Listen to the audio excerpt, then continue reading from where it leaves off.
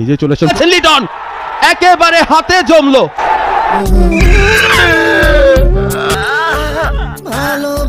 স্টাম্পের উপরে এবার চালিয়ে খেলতে চাইলেন, আবেদন আবেদন।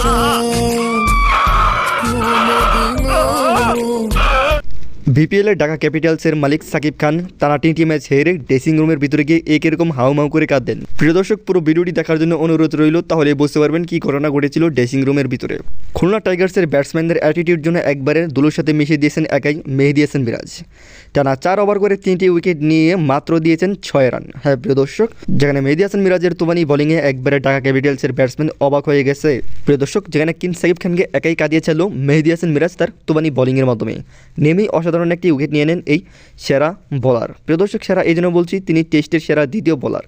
প্রিয় দর্শক, এর পরবর্তী উইকেট সেটি হচ্ছে গিয়ে অসাধারণ একটি উইকেট, যেখানে এলবিডব্লিউর মাধ্যমে এই উইকেটটি পেয়েছেন মেহেদী হাসান মিরাজ।